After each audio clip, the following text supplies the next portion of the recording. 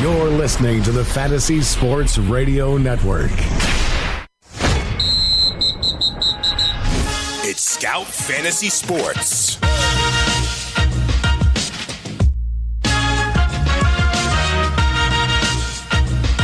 All right, we're back for Scout Fantasy Sports. Dr. Roto along with Adam Ronis here for hour number 2. Please check us out at scoutfantasysports.com. Got fantasy football for breakfast. Gives you all the information you need to know. Adam Ronis' preseason pro picks are there, as are mine. Podcasts, draft kit stuff, plenty of stuff for you to choose from. But right now, I want to get to our next guest. He operates the CardinalNation.com, and he was a participant in the LABR auction. His name is Brian Walton. Brian, how are you? I'm doing great. Thanks for having me on again, guys. Absolutely. So let's get to it. Before we get to your team in LABR, let's get to the Cardinals. Before break, we were discussing Miles Mikolas, who they gave a 2-year big fat contract to bring over back from Japan, hoping to get a little Colby Lewis action there like the Rangers got. But Mikolas looks like he hasn't gotten anybody out in the entire spring. What's his deal?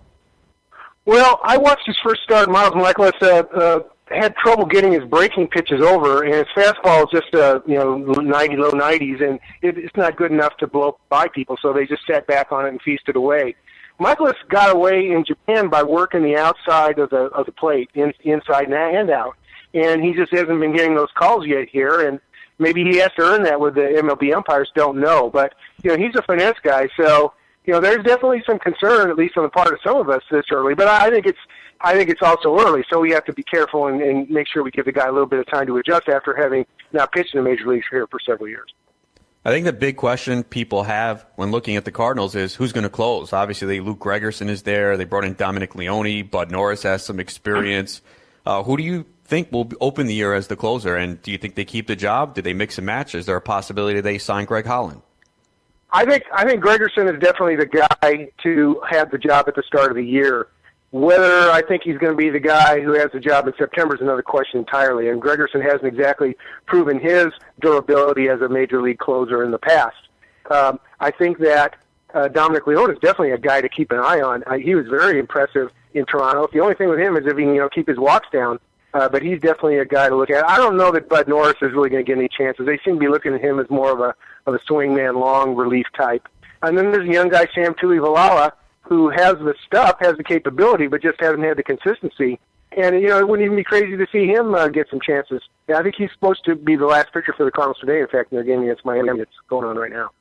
Brian, the Cardinals just signed Paul DeJong to a very large contract, 6 years, $26 million. There were people out there who were saying, look, if you like this kid, you could have paid him in a year or two. You didn't have to pay him now. Why do the Cardinals like signing their guys earlier and giving them these contracts before maybe they're ripe, if you will?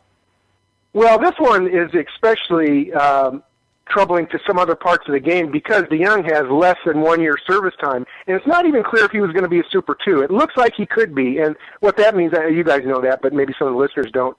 Players who are in the top 17% of service time in their class get a 4th year of arbitration, which means their salary escalates more quickly as they head toward that 6-year free agency. So there's a chance that DeJong could have a pretty good chance that DeJong would have 4 years at a higher salary, so they decided to lock him down now. Now, the downside is we got a guy that's striking out at a 30% rate and only walks at a 4% rate, and you just wonder what's going to happen as he gets more exposure. I will tell you that the Cardinals in the past have done this with a lot of guys, this type of thing. Maybe not quite this early, but in every case, they've either the players delivered or in the case of a couple that didn't go well on the field, and I'm thinking of Alan Craig and Stephen Piscotty, they were able to flip them, not have to eat any money, and get some decent parts back. For example, for Alan Craig, they got a year and a half of a cheap John Lackey. And, for Piscotty, it's still too early to see about the minor leaguers they got in return. But the point being, the Cardinals didn't lose anything by giving out that money. But it does establish a precedent across the game where other guys with a year of service are going to say, wait a minute, how come I can't get the big money too? And that's obviously not the way that MLB wants to go. There's a lot of hype on Luke Weaver in fantasy baseball drafts this year. He's going pretty early. What are your expectations for him? And can he finish as a top 20, top 25 starting pitcher like he's being drafted? Hey, I'm high on Luke Weaver. I definitely was on the bidding for him in NL LABR. It's just that everybody else around the table liked him as well, And so, he went for 14, which I thought was a pretty good buy. I might have gone a little higher, but at that point in time in the draft, I'd already gotten Luis Castillo at 18, so I was, I didn't want to go much higher because the way I set my budgets up. But I think Luke Weaver's going to be a good player this year, and, the only challenge is that, if the folks in your leagues, are hiring him too, you're probably not going to get him at a bargain. All right, let's talk about Alex Reyes. I mean, this was everybody's darling last year. The rumor is that if he comes back in May, he may go to the bullpen, but, obviously his long-term is as a starter. Where do you think the Cardinals see Reyes this year, and do you expect him up before the All-Star break? Well, we already talked about how shaky Miles Michaelis is. Adam Wainwright hasn't had a good season since 2014. I think they'll stay with Wainwright for a while, but if Wainwright, starts, comes back to this 5 or 6 ERA thing, we get into May and June, and the Cardinals are in contention, and they're going to be tempted to do something with Alex Reyes. I think Alex Reyes is too valuable to not put in the rotation, assuming he's ready. The question, the other guy that's in this mix too is Jack Flaherty, who's starting today for the Cardinals, and he's almost ready. They brought him up; they had to bring him up a little early last year, but Flaherty's ready, and if Flaherty shows that he's in fact really ready to step into the rotation, that could give them more flexibility with Reyes. But I think they have enough other options for the ninth inning that they probably won't get to him. But that's just my gut. You took Michael Wacha for $8, and we know he's got a good arm. He's had some shoulder issues in the past. Where is he health-wise heading into the season? Yeah, this time last year, I wouldn't have touched Wacha because there were a lot of questions on him coming into spring training, and he passed the flying colors. Yeah, I mean, he slowed down a little bit late in the year, but he had pitched a full worth. I think he got in 30 starts. So I mean, and we may not see the Michael Wacha of 2015 again, but he's a pretty darn good pitcher and a guy I can get. If I can get him at single digit. In fact, at that point in the NL Cal draft, I was trying to decide whether I wanted to go with the upside of Reyes or take the more certain, in my mind, thing in Wacha. And if Wacha would have gone above 10, I would have got out and waited for Reyes, who actually did go to Derek Carty a bargain at $4. I was kind of kicking myself after that happened. Maybe I should have tried to get both, but I was running low on money. I want to get back to the Cardinals here for a second, Brian, and we're talking to Brian Walton at thecardinalnation.com, and of course he's a partner at creativesports.com. Got to hang out with Laura Michaels, I guess. Is anything wrong with that? Matt Carpenter, is he healthy? Is he going to start hitting? Is he going to hit for power again this year? What's your take on him? I'm staying away from Matt Carpenter this year. I like him, obviously, in OBP leagues. He's a great guy to have. Pretty consistent. Even when he has a down year, it's still pretty good. Last year, he had this mysterious shoulder injury that nobody knew exactly what it was, and ultimately he didn't need a procedure. Now, this spring, as soon as he got to camp, he's got a bad back. And just this morning, for the first time, manager Mike Matheny admitted a little bit of concern about Carpenter's back. He hasn't played yet this spring, and I think you've got to, those who haven't drafted yet, keep a close eye on the situation and, definitely knock him down $1 or $2 at least. And it also elevates the potential value of Jose Martinez, who's a valuable fill-in guy, and he's the guy that's most likely to be the recipient of playing time if Carpenter can't go. That was who I was going to ask about next. Martinez, 29 years old, came out of nowhere last year, put up good numbers. If Carpenter is healthy, do you see them playing Martinez at first and Carpenter at third? Do they platoon him and move him around and mix him in the outfield and get Jorker in there? How do you think it plays out with Jose Martinez for this year? And what we saw last year, is that legit? Well, if everybody's healthy, what will happen is Martinez will move around. He'll play some first. He'll play some corner outfielders to give the other guy breathers. Jet Jerko, of course, is the other third baseman with Carpenter, and frankly, Jerko is a much better defensively third than Carpenter, who doesn't have a very good arm. So, I think the ideal, optimal, healthy lineup would have Jerko at third, Carpenter at first, and Martinez on the bench. Now, I will tell you, while he came from nowhere, and he joined the Cardinals. Basically, they bought him for cash considerations from the Royals. He did have a Pacific Coast Batting League championship just 3 years ago. So, Jose Martinez is a good hitter. He's a good guy to have on your team. I think he would get exposed if he gets 500 or 600 at bats over a season. But a guy to get in the upper single digits or low teens in a draft, a good guy to have. All right, I want to take a look at your LABR outfield for a second. You have A.J. Pollock at $23, Adam Eaton for $21, David Dahl at $12, Lewis Brinson at $11. Guys who I really do like, Brian. I do. I like them all. But what could Pollock and Eaton can't stay healthy. Dahl has had injury problems, and he can't get a hit now in the spring. Brinson, they're bringing Mabin. So I can tell you why your four guys could make you a champion. I can also tell you why these four guys might lead you in the cellar. What was your thinking behind taking guys with this kind of risk? Well, I thought before all the free agents started signing, I actually was toying with the idea because LABR's the first industry drafts that are held beginning of March every year, so there's still a lot of unknowns. And had there been some more of the free agents unsigned, I was thinking about maybe going with the stars and scrubs route where I spent my money on the top guys and then grabbed all the free agents I could. Because in these leagues, everybody's good. The competition's good, so you've got to try to find an edge. You've got to try to find value somewhere. So in this case, I took an all-injury upside outfield with my eyes wide open with Pollock, Eaton, and Dahl. And if they come through, like you said, my team could sprint to the top. Because my pitching is pretty solid. My offense, there's some questions. Now, if these guys are all hurt again, then I'll go down in flames. But, hey, at least I took a shot. You got Chase Anderson for $9. I'm a little bit surprised he went that low. I've been seeing him go a little bit higher in snake drafts. It seems like some people are on him. Are you a little surprised? Was he under your value, or is that what you expected him at? No, I was really pleased to get Chase Anderson at $9, and some people are concerned, given where he plays. But if you look at his improvement this last year, it was quite substantial, and I think he's a guy that very potentially poised to have a breakout year. I would probably have gone 11 or 12 would have been my peak for Chase Anderson. But there's always this mental leap that the gap between $9 and $10 is perceived to be much greater than the gap between 8 and 9. So if I'm in the bidding for a guy like that I like, when it hits 6 or 7, I'll jump to 9 just to try to quiet the room. And sometimes it does work. Brian, I think Sean Newcomb is an interesting pitcher.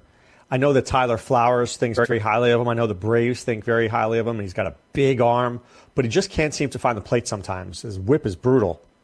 Is this the year he figures it out, or did you try to get Lahar as well to cover yourself? I sure hope so. But again, Newcomb's a guy that I had in the $3, $4, maybe even $5 range because the strikeouts are there. Like you said, unfortunately, the walks are there too. But he's another guy that you could really break out. And I specifically look to fill. Some guys, if you look at Colton and Wolfman, for example, they filled out the middle to the bottom of their NL tout roster with strong relievers with good ratios and high strikeouts. I chose to go on with young starters like Brandon Woodruff and Newcomb, who I think have upside, and I'm willing to go through the bumps if I have to, because one of the downsides of LABR is you can't put a guy on reserve unless he's injured. I'm going to have to go with these guys through thick or thin, but I got the young guys I wanted at some very good prices. You have Eric Thames for 16. Obviously, it's very crowded there in Milwaukee now. I think people expect them to maybe trade a bat to get a pitcher. We know that the offense is very good. How much playing time do you think Thames get, especially with the talk of Braun playing some first base? Yeah, that's a good question. And, there's no way of telling for sure. But I will tell you that, Braun doesn't necessarily have the reputation of being an Iron Man, and he's no kid anymore. And I, sort of doubled down on that by buying Hernan Perez late in the draft. So, there's definitely some risk there, but I like the values in the middle infield in this draft. And so, I went heavy with Rizzo, Eugenio Suarez, who I think is a highly, highly underrated player, and Thames, who, I was willing to go an extra $1 or $2 on him just because he carries the dual eligibility of outfield and first base, which, gives me some roster flexibility in season. And I'm one of these players who really, appreciates that extra value to have the roster flexibility.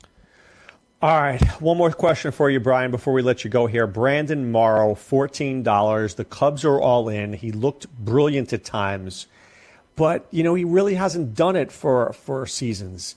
When you look at your closers and when you're at an auction table, what makes you take that risk and say, all right, $14, he hasn't done it, but let me see what I can do here? Well, I wanted to spend my money on starters, and so I looked at the cadre of closers and what they were going to go for, and I decided, hey, where I think I can get my value is by taking a lower tier closer. And I threw Morrow out fairly early, and he ended up going for more than Neris and Melanson and Familia. And so maybe I could have waited and saved $1 or $2. But I look at the Chicago Cubs, and I know that there are going to be a lot of save opportunities. And Morrow's history wasn't great, but last year he looked pretty solid, and I'm willing to go with that. And by the way, just to make sure, I went ahead and late in the draft grab the top free agent closer that's available in Holland, just in case he ends up with the Cubs. No, that was a brilliant move there. So let me ask you this before we let you go: what's your favorite pick that you made of this auction? Good question. My favorite, I really like Zach Greinke, believe it or not. I paid dearly for him, but all the talk about the humidor in Arizona and everybody's, how much percent do we downgrade all the hitters? Well, nobody's talking about the impact on the fly ball pitchers, and Greinke is a notorious fly ball pitcher. And I think, with that humidor, we're going to see Zach Greinke, perform at the very top level for him this year. And so he was a guy that I actually targeted and was very happy to get. All right, outstanding stuff. Brian Walton, thecardinalnation.com. He's also, you can find him at creativesports.com. Good luck this year. We hope to have you on real soon to talk more about your Cardinals. Thank you, gentlemen. You got it. It's good stuff there, Ronis. Oh, definitely. It's always good. He's very knowledgeable with the Cardinals and some useful information there for sure. Yeah, I think I'm worried about Matt Carpenter, too. Oh, I am, too. I haven't touched him in any drafts yet. I mean, he's expensive, meaning he's going to go earlier than I want him to. And I think this guy could be a back injury risk all year. Yeah, it's something that has to be concerned because it's taken a while. We haven't seen him on the field. I'd be worried for sure. Yeah, I think people should be worried. All right, when we return, we're going to do a couple of things. First of all, we're going to continue talking about the NL labor draft. And then I want to get to something here. Do you see this forum post, Ronis? 5 very overlooked players who can help you win your league. Yes, I did see it. By one of our members put it up. I love that. One of our members putting that up. Good stuff. That's why you want to be part of Scout Fantasy Sports. I'll drop you a name or two when we return, and we'll hash it out. That's what we do. Dr. Roto along with Adam Ronis, and we're back right after this.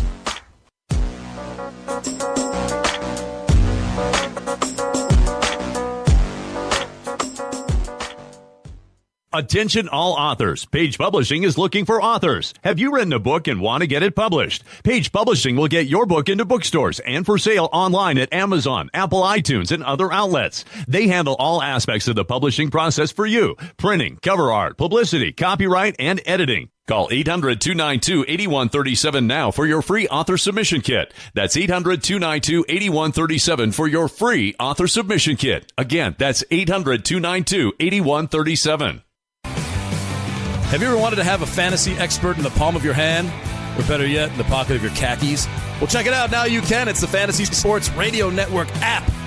Download it now to your phone, we promise. No weird viruses, no strange tracking things. Just 24 hours a day, 7 days a week of pure fantasy knowledge dropping all over your head. It's the Fantasy Sports Radio Network app. Stop being a weirdo and streaming it online. Get it on your phone. Take it with you everywhere you go.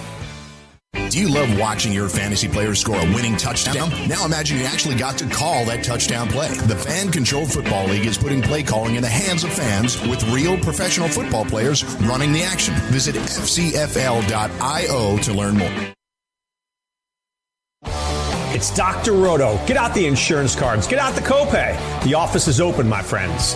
I'm a senior fantasy expert at Scout Fantasy Sports, and I'm back on the airwaves here at the Fantasy Sports Network. 78% of our subscribers took home a fantasy title in 2017. And with my partner, Adam Ronis, there's no better team of baseball experts in the industry than the team here at Scout Fantasy Sports. There's 11 losers in every league. Don't be a sheep and follow the herd. Sign up today at scoutfantasysports.com. Watch Craig Carton live, the top 8 at 9 on Twitch.tv from the Fantasy Sports Network Studio 34 every Monday through Thursday at 9 o'clock Eastern. Do you want to be a part of the show? Take part in the Twitch chat room and give me your opinions or call in 844-84-FNTSY. Go to Twitch.tv/Craig Carton Live and get in on the action. Come get some. It's Craig Carton Live, the top 8 at 9, only on Twitch.tv. Fantasy Sports News Desk, sponsored by New York Daily News. Matt Harvey. I don't think he's quite that same pitcher he was a few years ago. He could still be very good. I think he can be. I think he can come back. He's only 28 years old. I don't think he's going to be what he was. You're a Matt Harvey hater. No. I began this whole segment talking positive about him, so I don't know what you're talking about. No, you said he was the third best pitcher, and Matt Harvey. That's not too damn bad when you're comparing it to Jacob deGrom and Noah Syndergaard. Weekdays, 6 a.m. Eastern, Saturdays, 9 a.m. Eastern, only on the Fantasy Sports Radio Network. Skip Skix sneakers are taking over tailgates and alumni homes across America. Skix canvas high top, low top, slip-on, and kids tennis-style sneakers designed in officially licensed college colors and logos is a must-have for every college fan's wardrobe. Fun, fashionable, and comfortable. Whether you're at the big game or watching the game at home, Skix helps fans perform better. Go to Skix.com and use promo code FNTSY for 15% off your pair now. That's Skix.com. Skix sneakers, the soul of a true fan.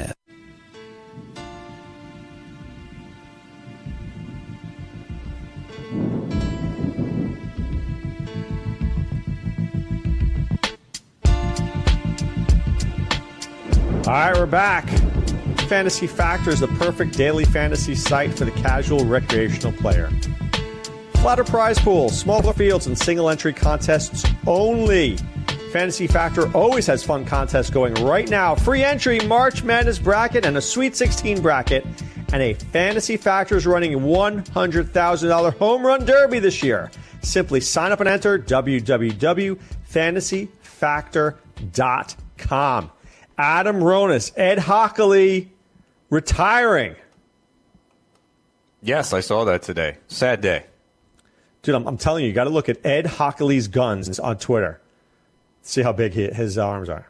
I think we're all aware. I mean, he makes it known for sure. Dude, Jeff Triplett is also retiring, but I was done with Jeff Triplett, to be honest with you. I didn't like him. Oh, I see the Twitter account now. Yeah. It's pretty funny, right? Yeah. I don't know. I think Ed Hockley always did a good job, Ronis. Like there's some guys like Al Riberon I don't like, Jeff Triplett I don't like, certain guys I don't like. He made sure we knew about it, too. Yeah. Which way to the beach, said Ed Hockley. What do you think he's going to do now? Do you think he's going to be one of those guys in the studio, in Fox Studio? I don't know. Come on, that's a good job. That's a good gig. Could you imagine being a ref? Now referees end up in studios calling games, Jonas. What kind of life is that? It's amazing, right? Where the fantasy analysts get them on a broadcast. That's the next step for in-game analysis. I think that is the next step. Seems like, though, look, fantasy has come a long way, but still not yet to the level where it should be more mainstream. So let's see. Des Bryant with an 82-yard touchdown pass. Adam Ronis, what does that mean for the fantasy player? Well, not that. Like, maybe an injury or something, Do you think that they just don't want to address that? I don't know. It just seems like it's taking a while. We have made grounds, but it still feels like there's a more ground to be made up. Whenever Al Michaels talks about, the score, the over-under or the point spread, it always feels like he's saying it very illicitly, very late in the telecast. Oh, for sure. You could tell. You know where the money is. And for those of you who care, the game is that extra point means a lot. Like everybody's like throwing crap at their TV set, Ronis. Yes. By the way, Ahmed Rosario going for an MRI on his knee. They have not revealed the results yet. That can't be a good sign, Ronis. Nope. Of course. Always the Mets' luck. Yeah, it really is. I mean, best case scenario, they shut him down for 3 or 4 days, right? Worst case scenario, they shut him down for 3 or 4 months? No, in the Mets, his career could be over. Spoken like a true Met fan. But yeah, maybe he starts the year on the DL. Or maybe he won't be ready opening day, Ronis. Yeah, we'll just have to wait and find out. And obviously, they have to be very cautious with him. Young player, no need to risk it and rush it. Sit him out for a couple weeks if you have to. Who would the Mets starting shortstop be then? They could go with Asdrubal. Yeah, either Asdrubal or Reyes. Nothing like Jose Reyes bringing us back to the old days. I know, Ken. He had a decent year fantasy-wise last year, but just seemed to they can't get rid of him. I would like to see Flores play, but I don't see how that happens because it's the middle infield spots. And wasn't Flores almost traded to the Brewers a couple years ago? Yeah, he was crying at the trade deadline. Yeah, I love that. I love that, though. Because he's been with this organization since he was like 16. So why did that trade not go through? What happened? Do you remember? I forgot what happened, actually. He cried and they overturned it? No. I think it was... Maybe it was not officially done, but it was reported and something happened. I forgot. All right, so let's take a look here. I am on scoutfantasysports.com. I am in our forum section, our premium members forum. And I see an article here by one of our subscribers. Dirty Vegas himself, Earl Collier, has 5 very overlooked players who could help you win your league. Did you see this? Yes, I saw it today. I responded to it. Yeah, you did respond to it. I see that here. It is a pretty good list. What do you think? I mean, he mentioned Herrera, who we discussed before. Kinsler we've discussed before. Let's discuss Vince Velasquez. This guy and Tyson Ross, two guys that he has on his list. Velasquez and Ross, man.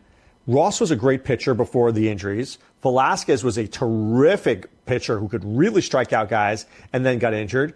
Can you buy into either of these guys this year? It's difficult to because health for both of them. I think we've seen this. Velasquez has a dynamic arm. If you've seen him pitch, and you can tell. But the problem is he can't go deep into games and he can't stay on the field. And it's a problem. So he doesn't really cost you anything in drafts right now. He's going real late. I think he's going in the high 30s, early 40s of these 12-team Scout 44s and 88s. But he does have the stuff. There's no question about it. Yeah, no, he does have the stuff. But look, if you are sitting out there and you want to write some stuff and you want to write in the forums, hey, maybe you might be a member of the Scout Army. You're not only a member of the Scout Army, you might be a member of the Scout staff one day if you start winning. Right? That's how we found guys like Steve Renner. Right? He was killing it, and all of a sudden now he's running ScoutDFS.com. So check it out, ScoutFantasySports.com. Get into those message boards, put up your stuff, and let's see if you're that good. People always say, Ronis, how do you get to be a fantasy sports expert? I have one word for them: win. That certainly helps, and get your work out there too. Yeah, that's true. Get your work out there. But winning helps, though, right? You got to give me a guy that I don't know. Give me a guy. Look, I like the Tyson Ross name. That's a name that I didn't think about. If it pays off, I'll think of Earl. Yeah. No, look, if you win and you have a resume to back it up, it'll help you move up. All right, let's get to Baseball HQ, Doug Dennis's team. He went for Ryan McMahon. What are your thoughts on Ryan McMahon this year? Do you think he ends up being the first baseman, third baseman, whatever going on there for Colorado?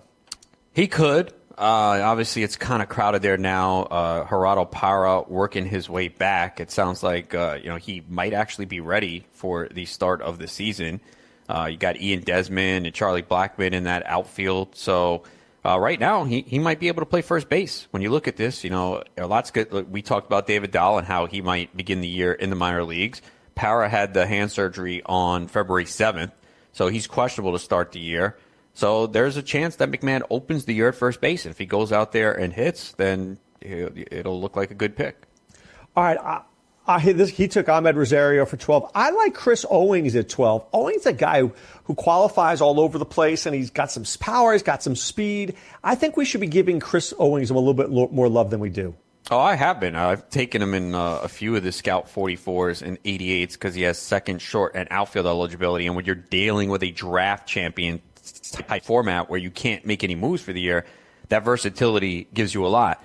It did come out yesterday, though, that he is going to be like the super utility player, which is fine. It means he doesn't get 550, but maybe 450. Injuries are going to happen because they have Nick Ahmed, who they like his defense in the middle infield, and Ketel Marte, who they plan to start. But they can move Owings around. He can play a little second, short, a little outfield. So I do like him late in drafts for that versatility, the ability to move him around, and he's got some speed and a little pop.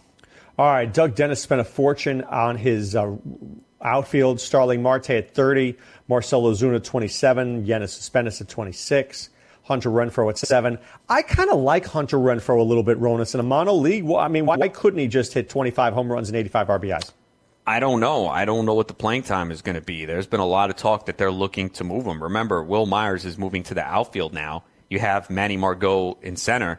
So why can't Renfroe play left? They might go with Jose Perella there, who was pretty good last year. And they also have this kid, Franchi Cordero, who's tearing it up. So Renfroe is not a lock to get every day at bats at this point. They are looking to move him. Franchi Cordero hitting .421, Ronis, with 2 home runs and 19 at bats this spring. Yeah, he's someone I've taken, 40, 41st, 42nd round. Yeah, he's interesting. Look at him. Do you see his minor league numbers? Yeah, no, they're good. Do you think this guy could actually do something in the majors this year? It's possible. Obviously the path is closed right now a little bit. Getting Hosmer, just moving Myers to the outfield kind of crowded things up. But, look, if you hit and produce in the minor leagues, there's injuries. Look, last year, as much as we liked Bellinger, there was no path for him to play. And all of a sudden, An injury happens in April. He gets up, he crushes. He's not going down. So if you mash, you find your way up. But then again, a lot of people like Moncada last year drafted him early and stashed him, and we didn't see him for half the season. No, that killed me. That killed me. It's risk. We can point to many times where it works out. Hey, I stashed this prospect. He came up in April and crushed the rest of the year. And there's other times they don't come up for 3-4 months, and you wasted a roster spot. Look, I don't know why the Padres needed Hosmer. You have Franchy Cordero there. You have Renfroe. You got Alex Dickerson who can hit a little bit. You might even be able to move Spangenberg to the outfield. I like Hosmer. I don't love Hosmer. I know you don't love Hosmer. I just don't know whether this was a move that was necessary to pay that kind of money for this guy. Yeah, especially when, to me, they're not a contender right now at all, especially in that division. It's a tough division. They just don't have enough pitching. And I get it, the leadership. He's won a World Series, but this is not a team that's like that close to winning right now. Yeah, I don't know. It just didn't work for me. I didn't make a lot of sense to me. All right, let's keep moving. Baseball Prospectus, Mike Gianella goes for the cheap catcher route. Then Justin Bour at $19. A lot of people seem to like him this year. Are you in on him? I mean, he's not going to be. There's nobody hitting around him. I will say this about Mike, and you have to give him a break here. He was thrown in this in the last minute. He did the AL, and he wasn't prepared. So I think who didn't show up for the NL? Oh, was that Steve Moyer? Yeah. Oh. So, yeah, unfortunately, he passed away. So that was some sad news over the weekend. Did you know him? I didn't know him. I did not know him. Okay. I think he was in the Lorne Michaels crowd, that older generation of fantasy baseball guys. Yeah, I know people that know him and always speak highly of him. So very sad that happened this weekend. So Gianella was thrown in there last minute. That's a tough spot to be in, because if you're just preparing for AL only, you have your sheet, you have everything ready, and all of a sudden, go in the NL, I know I would struggle. I know the player pool, but last minute. You would not struggle, Adam. Nah, it's not easy, man. This is look, would I get it done? Sure. But you need some time to prep for an auction league like this. You can't just get thrown in the mix. I mean, where was he on the NL player pool? You know, maybe he was not. He writes for Baseball's Prospectus. It doesn't matter, man. These guys, the other guys, all have a plan and are working on it for No, that's true. They have a plan. They've worked on it for at least a month, and this guy literally had thrown in last second. That's a real tough spot to be in. No, it's true. It's true, and it's horrible circumstances surrounding that. So, let's cut him a break. Let's talk about. I know we like McCutchen. I like Ronald Acuna a lot. I'll give two players I do want to discuss. Chris Taylor at 22 and Dexter Fowler at 14. I think Dexter Fowler could go 2020. I just don't know if he could stay healthy. Yeah, Fowler's always been a guy that has been very productive. He's a guy that I had in my leagues for a lot of years. Didn't have him last year. Don't have any shares yet this year. Obviously hitting leadoff. He can score runs. He's got a little pop, and we just haven't seen too many stolen bases. Only 7 last year. 13 the year before. You'd like him to get 10 to 15, score some runs, and get you double-digit home runs. So it's all about health with him, because we've seen it now. 125 games or fewer every year except one since 2013. And Chris Taylor, man, you're paying $22. You are paying every cent for this dude. Yeah, he had a really good year last year, changed his swing, and definitely was one of the big surprises last year. 27 years old. It's a good Dodgers lineup. Has some pop and speed, but yeah, you paid a high price for him. All right, Yahoo, Dalton Del Don. Hedges and Iannetta. I kind of like those two catchers. I think those guys could hit like 40 home runs between them. Yeah, spent $16. Hedges had a great spring. He's changed his swing. Real low average last year, but good pop. Certainly fine with him. Same thing with Iannetta going to Coors Field. We know he can hit as well, so he's in a good spot. So, yeah, nice catcher tandem. All right, so Dalton Del Don gets Clayton Kershaw at 38, Noah Syndergaard at 29, Steven Strasburg at 28, Kenley Jansen at 26. OMG, he just sunk all his money into his pitching. I've got to think that he wins the pitching categories. Is this a genius move, or is this not going to help him? It's bold. I like it. It's different. I don't think we've seen anyone do this before. And he gets Billy Hamilton for speed, so he tries to win one category there. Yeah, I'm really intrigued to see how his team turns out. Picked up 2 closers as well. Got Velasquez, who we just touched up on, for $1. Matt Strahm, arm I like, on San Diego now for $1. So I think he's going to be heavy trading in this league. When you have Billy Hamilton and all this pitching, Obviously, it's going to leave you with holes on offense. So I think he's going to be a guy that trades for sure. Well, he could trade one of those starters. I'd want to keep Kershaw and Syndergaard. I'd trade Strasburg. Well, here's the key. More than likely, you're going to get a couple DL stints from these guys, okay? They all have risk. So if you say, hey, I think you would be happy if you got 200-plus innings out of two of them and 180 from the other. You'd be ecstatic. Yeah. I don't know if that happens, but if they're all healthy, we know that they're going to be very productive. So very interesting strategy here. But what happens on offense, you have holes. You're going to have guys that don't get everyday at-bats. Is this a bold move that you could see yourself doing one day? Me, no. I don't see myself spending that much on pitching at all. I don't see it. I mean, I'm willing to invest more in pitching now because it is top-heavy, and there's a lot of question marks in the middle to lower range. But this is a lot of money to spend on pitching, man. This is like $95 on three guys? Right, and then 37 on two closers. 29. I can't do it. 28. 26, 95 on 11. Three starters, and 132. 132. So it was half his money on pitching. Half his money. I couldn't do it. It's bold, dude. I love the boldness of it. Hey, look, it's different. It's something we haven't seen, so I give him credit for doing it.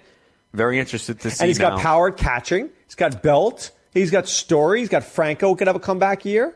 But he has holes in terms of everyday at bats. Yeah, but I respect what the man did. Maybe he loses, but he goes down in flames. No, I respect it too. I think it's bold. Again, I wouldn't do it, but I want to see how it works out for him. He's definitely going to be trading. There's no doubt. He'll be trading for a bat at some point during the season. I want to talk to you about that. When we come back, by the way, we have RotoWire's Jeff Erickson's team to look at and Fantasy Alarm's Howard Bender's team to look at, so we'll do that.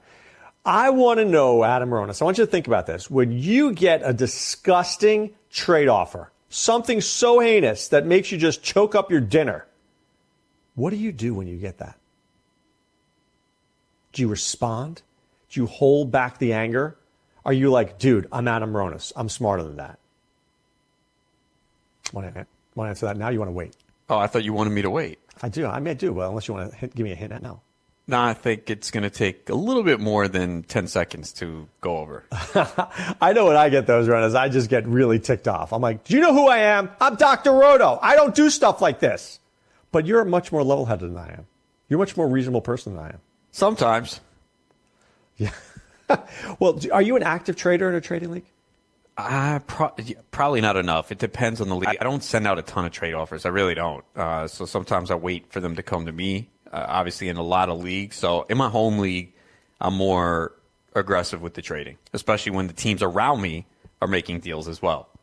Yeah, I sometimes I go through fits where I used to be really aggressive in trading and now I'm more passive. I don't know. It depends on the league. It depends how close I am. If I think I just need one or two trades to win it, I'll make those moves.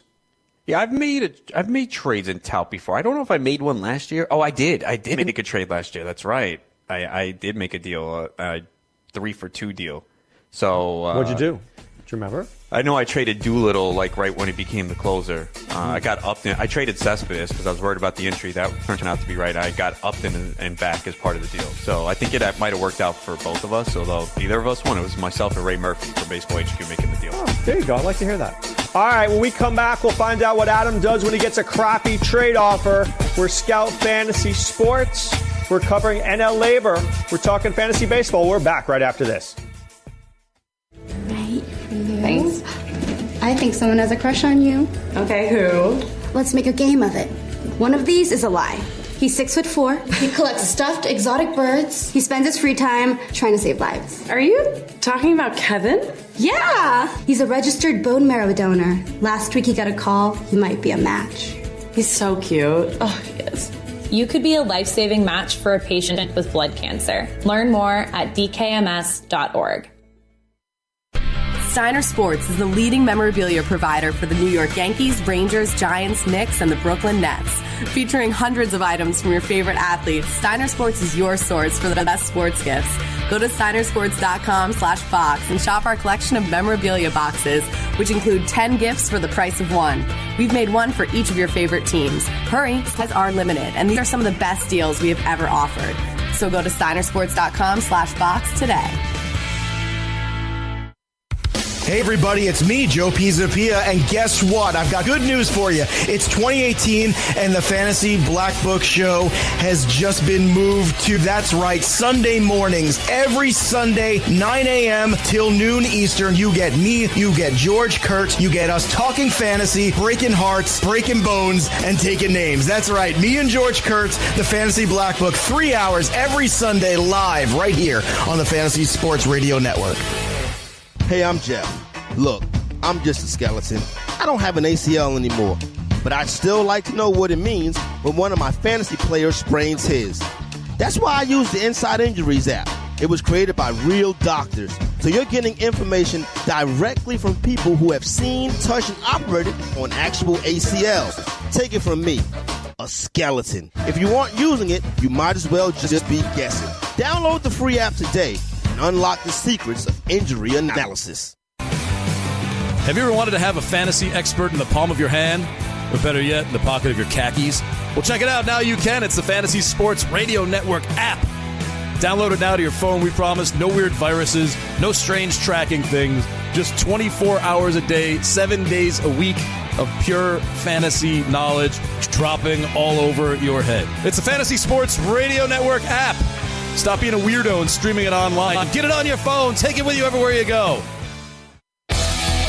Hey there, everybody. It's me, Joe Pizzapia. Baseball is back, and that means the Fantasy Baseball Black Book is back as well. It's me. It's Paul Sporer writing starting pitching profiles. It's Jake Seeley. It's Sammy Reed writing DFS. It's a whole lot of greatness right here for you. You can get the new Fantasy Black Book for baseball on Amazon, on iTunes. You can get it in paperback. You can get it for your Kindle. You can get it anywhere you want, but make sure you get it, because once you go to the Black Book, you never go back.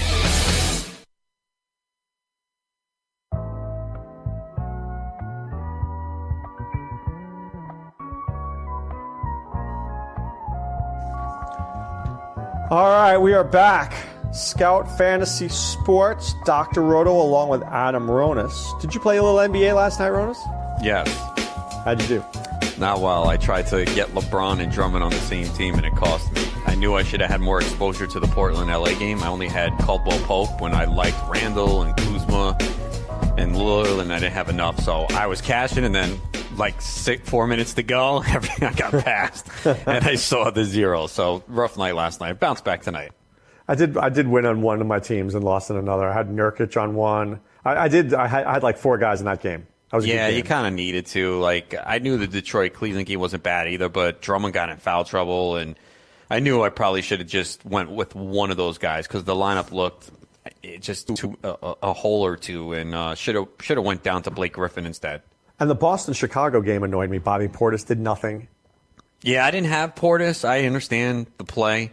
Boston, obviously, Rozier reached value late. Was a little frustrating because Boston sucks without Kyrie Irving. I know they won. They're not as good. You got to be very careful. And Irving could be out the entire week. You don't want too many Celtics. No, and they were up by so many at one point that the guys, they just shut them down a little bit. And then who else screwed me last night? Oh, the Heat. I liked Richardson, and he didn't do that much. Yeah, I didn't think he was a bad play, but I didn't use him. I didn't touch anyone on Miami last night. I don't know. I don't want to play anymore. But then I get revved up. I talk to Jaguar Lua and then Fuego Steve. I get so excited. Yeah, it makes sense. they get the juices going there, Ronis. All right, Adam Ronis, I send you the most disgusting trade offer. It is so vile that it makes you want to vomit because I basically offer you Jonathan Lucroy and Brandon Phillips for your Ozzy Albies. What do you say to me?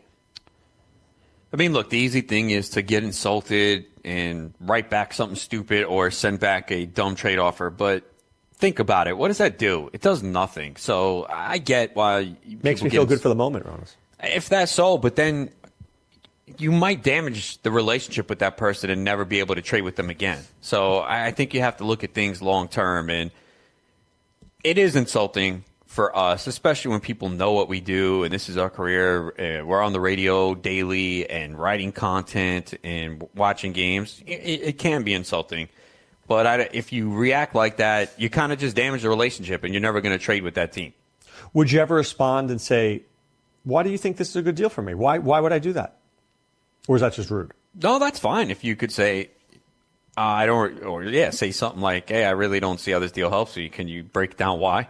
But, but that's a waste of time because they're going to say something, to sell their player. LaCroix was good 3 years ago, Ronis, and Brandon Phillips had a good year 7 years ago. And Albies is just starting out. He may be in the minor leagues by the end of the year. Yeah, so it's always rough when you get those because the immediate reaction is, what? They think I'm an idiot? Oh, I'm going to show them. But what does that do?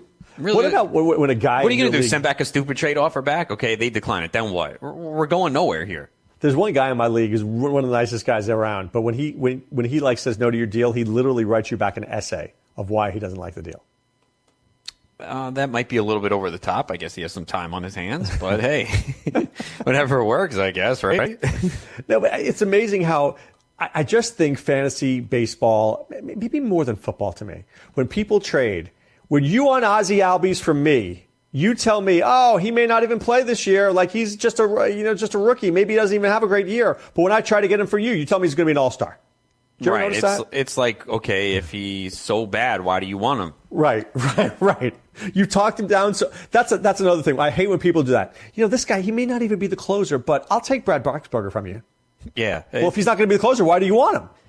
Yeah, it's just the way people try and sell deals. And that's the problem is you need to try and find a league where people are respectable. I don't think I've gotten any insulting trade offers in tout that I recall. Okay. You have to try them. It's difficult for people. Trading is an art, and a lot of people, they want to win the deal. They're looking it has to be lopsided in their favor. And it doesn't work like that. You have to put yourself in the other person's shoes and say, if I'm the other team and I get this offer, would I consider it? And if you say no, don't send it. But people don't do that. In labor last year, and I'm not just talking about the deals Jake made at all. I'm talking about everybody's deals. I thought most of them were poor. Like I thought people could have gotten a lot more, and they didn't. And I was just like, really? I thought we were an expert league. I thought expert leagues should be really tight deals, and they weren't as tight as I thought they were going to be. But when you reflect back after and look at the deals, were they as bad as you thought, or I don't ever look back after. I really don't. I know maybe I should. I tend to look at that moment. My visceral response was, really? That's what he got for so-and-so? I thought he could have done it better. Okay, let me give you an example. If you saw a deal that was Billy Hamilton for Aaron Judge, do you think that's a bad deal?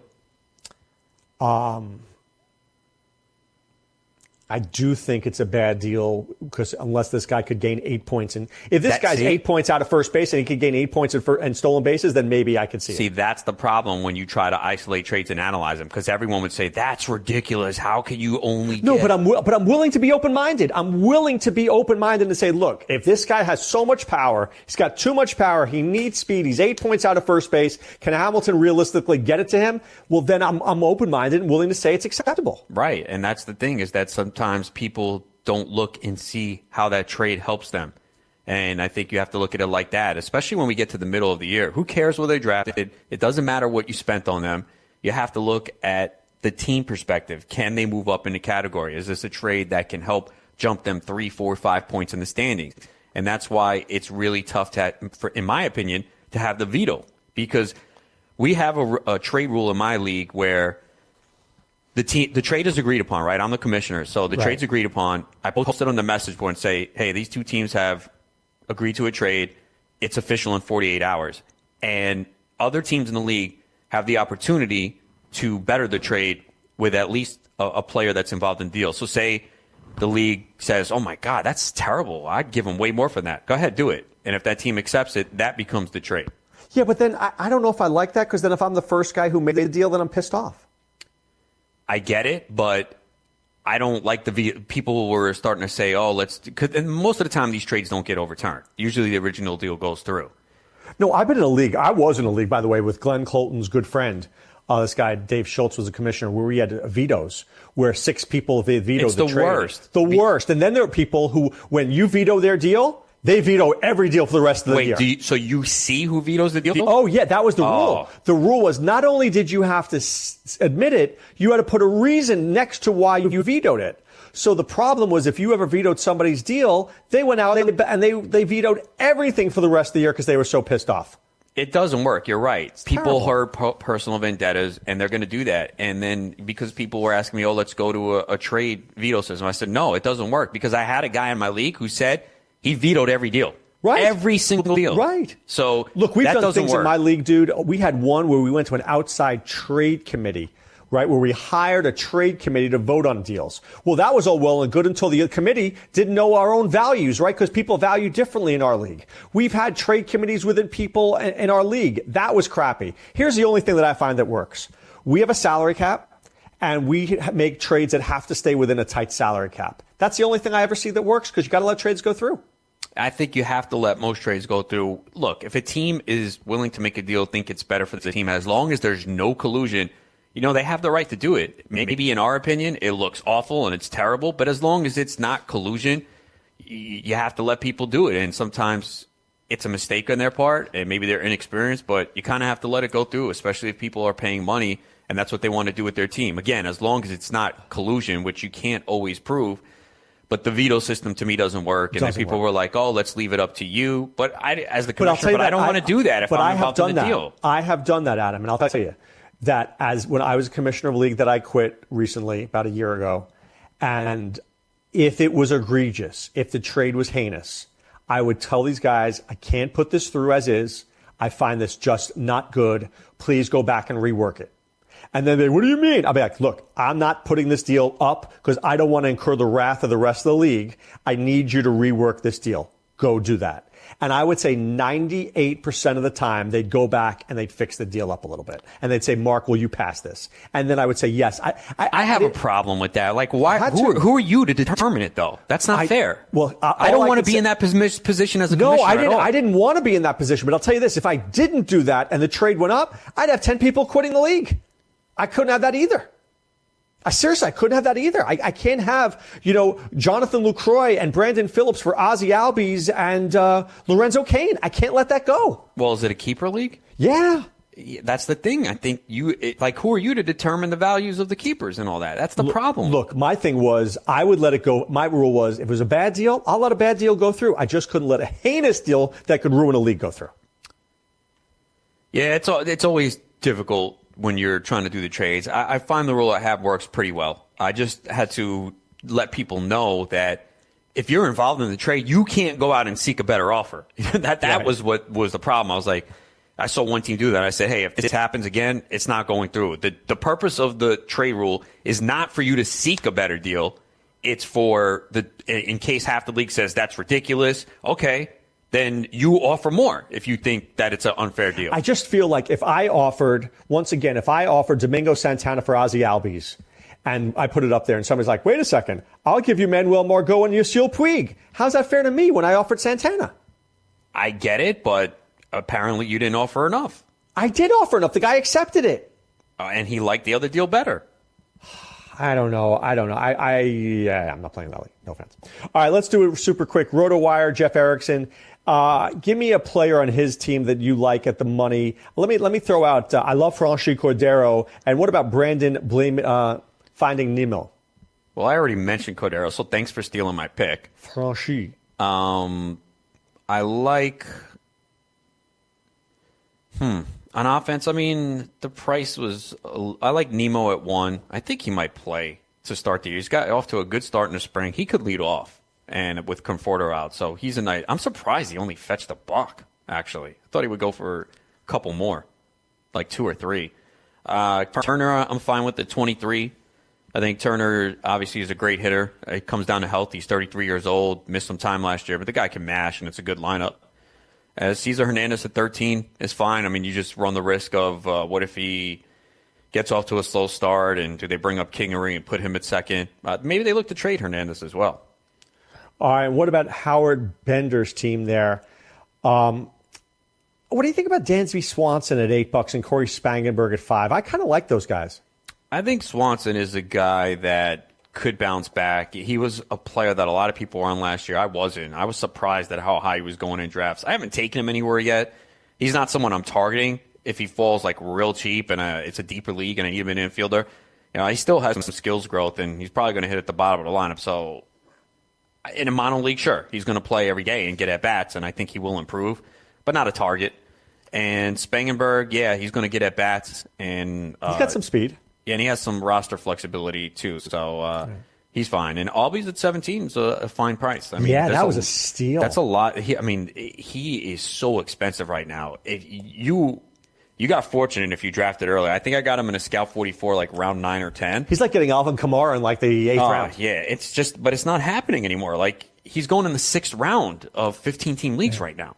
I like what Howard Bender did with his pitching. Scherzer, Nola, Iglesias, I like all those guys. Davies, I liked last year. Steckenrider and Hirano, these guys may end up closing at some point this year. I thought Howard did an exceptional job with his pitching staff. Yeah, I hate to give the guy credit because I can't stand him, but we have a rivalry going.